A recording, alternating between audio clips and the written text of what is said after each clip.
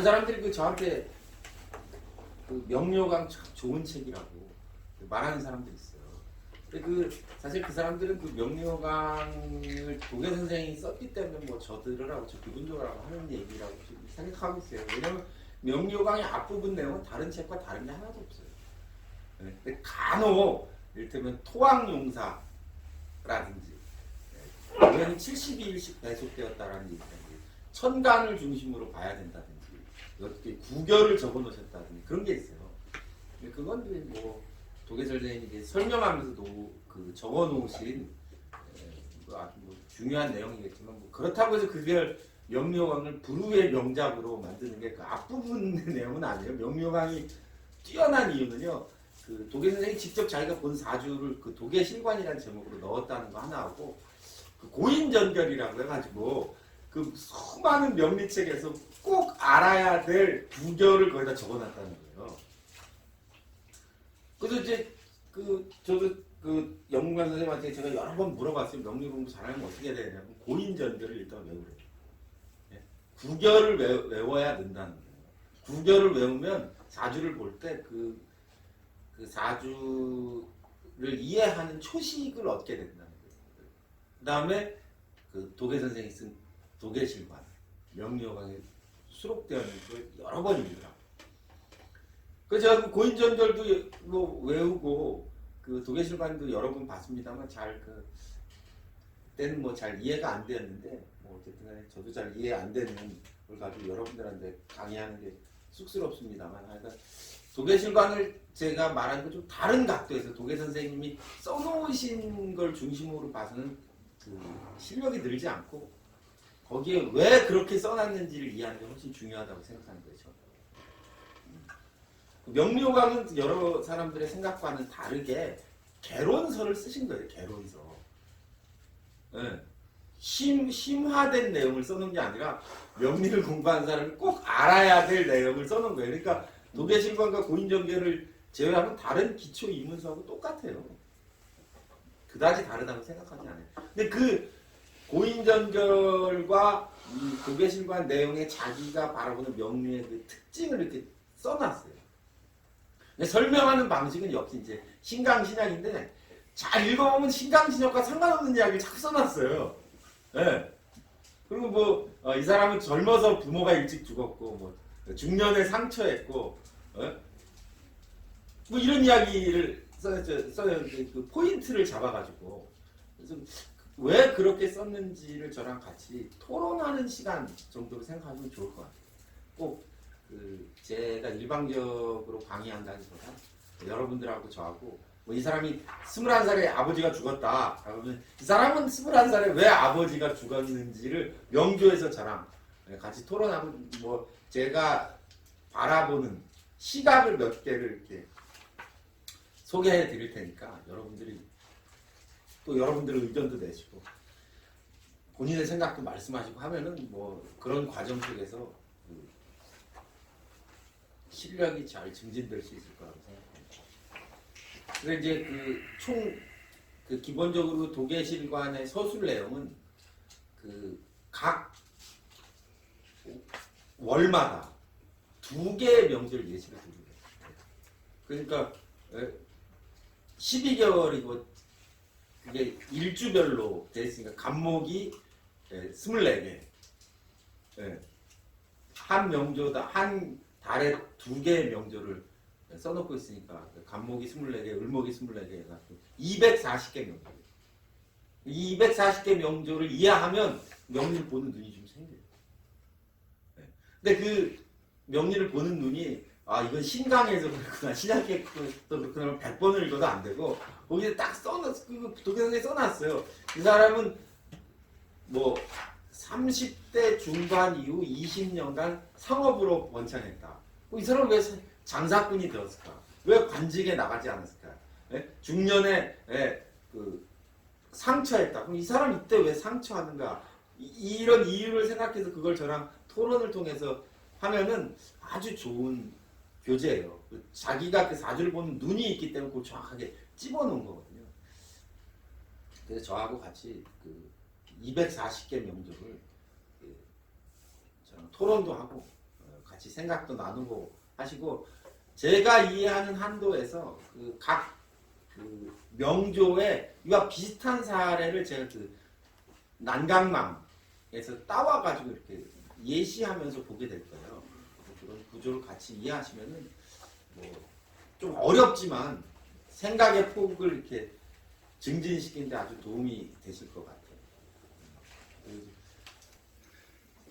자, 그런 의미에서 이제 이 등회실마에 나온 첫 번째 사주를 보면 박 선생님 이걸 칠살격 상관용신이라고 써놨어요.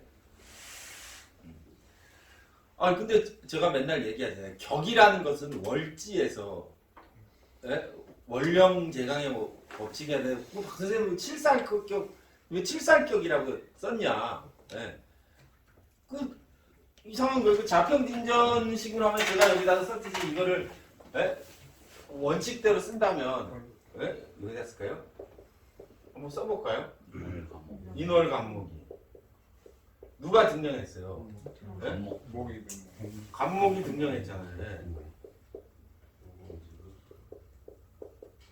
그 모광지구가요.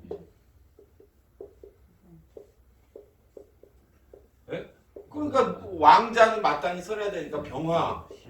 네. 이렇게 돼야 되잖아요. 그러면 이사주의 자평진전식으로 모광지구가 지금 걸록격이 돼야 되잖아요.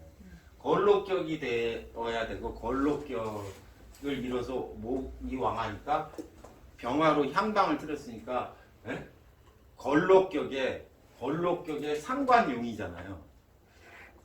백방을 양보해서 인월에서 인중에 갑병이 투했으니까 병화가 있다고 하면 이 병화를 잡아서 식신격이라고 말해야 되잖아요. 근데 박 선생님은 칠살격에 상관용이라고 썼는데 이건 무슨 소리예요? 그럼 박 선생님은 여기 칠살격의 상관용이라고 할 때 박 선생이 생각한 격은 이 사주의 특징을 말해야 된다는 거예요. 이 사주는 그냥 경금이 병이에요. 경금이 병이어서 저 경금을 병화가 제어해서 병화가 용신이다. 병을 치료하는 그 병약론이죠 그게. 네.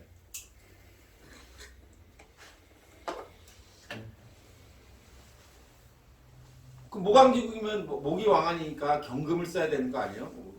에 대해서 박 선생님 그 본인 특유의 논리를 펼칩니다.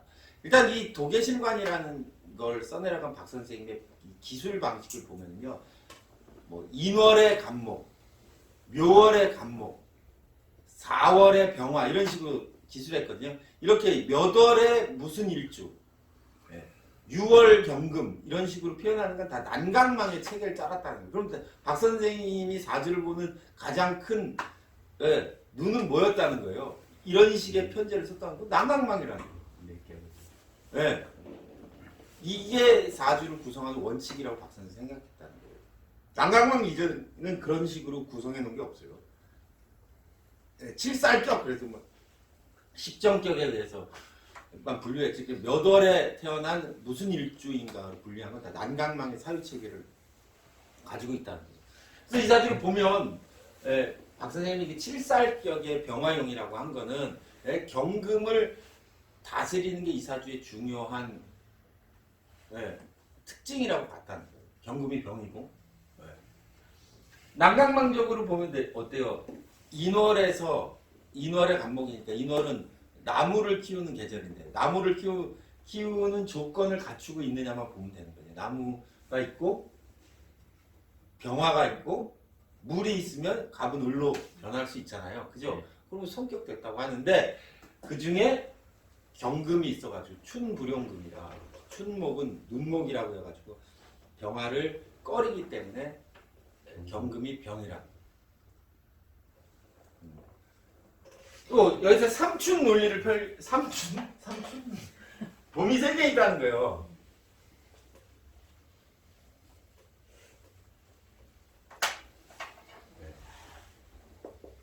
초춘, 중춘, 개춘이 있는데 초춘은 입춘부터 우수까지, 중추는 우수부터 우수지중해 목적령 이렇게 돼 있어요. 충분, 청명, 고구. 기준은 고구에서 입하까지 이렇게 돼 있다는 거죠. 2월 5일에서 2월 20일 정도까지. 2월 20일에서 고구는 며칠까지 될까요? 청명 고구니까 4월 20일까지. 여기 4월 20일부터 5월 5일까지.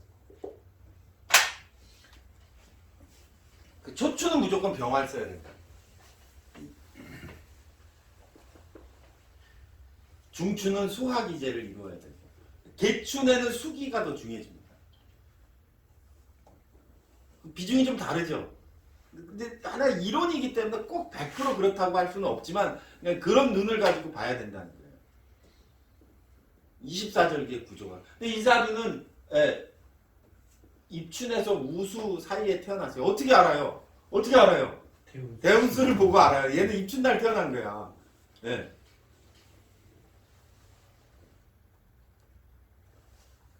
자, 그러면 이제 박 선생님의 설명을 보면 얘는 목화가 금을 제어해야 되는데 경금이 병인데 정묘대운에는 경금을 제어했기 때문에 20살 때까지 부모 덕으로 잘 살았고, 그다음에 무진대운에 부모님이 죽었다는 거예요. 기운도 불길했고, 사운은 요 사운은 기lum이 상관했고, 오운에 들어와서 처덕으로 상업이 발전했고, 요 경금은 아주 고생이 컸고, 여기서 오운의 상업으로 발달했고, 신운 신축년에 병화를 합거함으로 세상을 떠났다는 거예요. 그게 짤막하게 되어 있습니다. 자, 그럼 이 사주를 움직인 그런 기본적인 원리는 뭐냐? 아까 말씀드린 내격의 원리를 보자면 모광지국을 이루어서 모광지국이 병화로 향배를 틀었기 때문에 간목은 자수를 보아서 활목이 되고, 병화로 향배를 틀었기 때문에 화운이 좋았고, 그죠?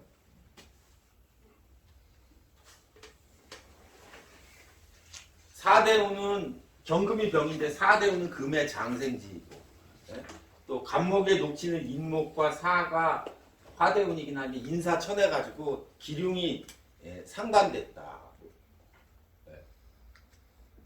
일반적으로 그렇게 해석할 수 있겠죠. 오대운에 병운에 죽을 뻔한 건 아주 불운했던 건 이게 병인데 병이 더 커지네. 병이 더 커지니까 그랬죠. 그러면 오운에 발달한 건 뭐예요?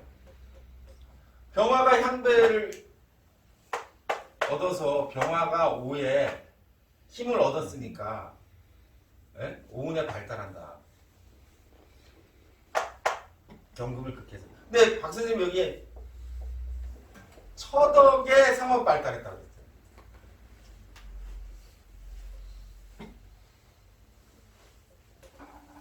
네.